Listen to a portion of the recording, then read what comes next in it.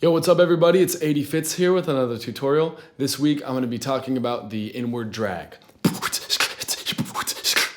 and how to employ that in a beat.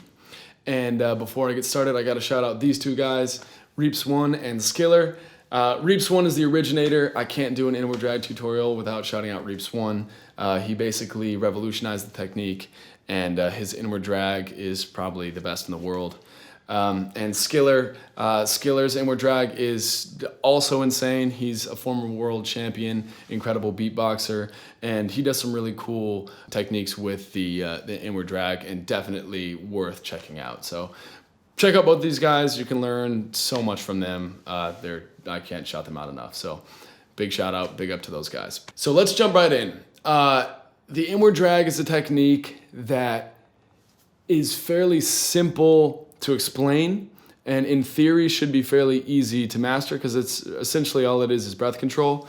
But in practice, it can get a little tricky, and it can be a little bit difficult at first. But once you start to get the hang of it, it can be a really versatile, really cool technique. Reaps1 and Skiller, case in point on how ridiculous you can get with the inward drag and how many variations you can develop with it. So the best way to learn, I think, is to just break it down into the basic inward drag beat. And in my mind, it's just a circular pattern of 3. At least that's how I started. And it's just kick, inward breath, outward breath, kick.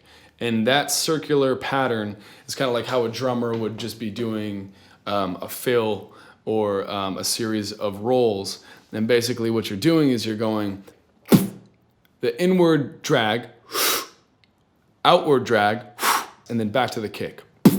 So a little bit faster, it's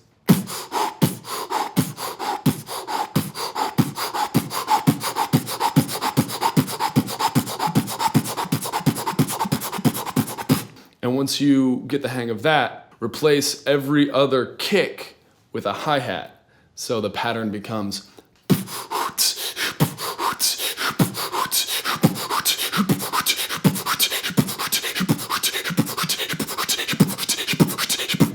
once you get the hang of that pattern, then every third kick becomes a snare.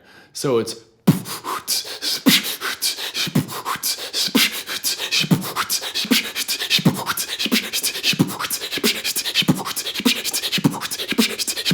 so basically, the best way to learn the inward drag is just to start throwing it into a beat and using that technique and using those patterns to help build up your chops and build up your speed. Once you develop those chops, you can start mixing it up and changing it and start applying it to the whistle scratch, which I talked about in this tutorial. So if you're doing a whistle scratch in double time, it's like something like that. So the inward drag is an incredibly versatile technique, really cool. And it's fairly simple to practice. It doesn't really take much. It's just a lot of breath, it's a lot of control, and it takes a lot of energy.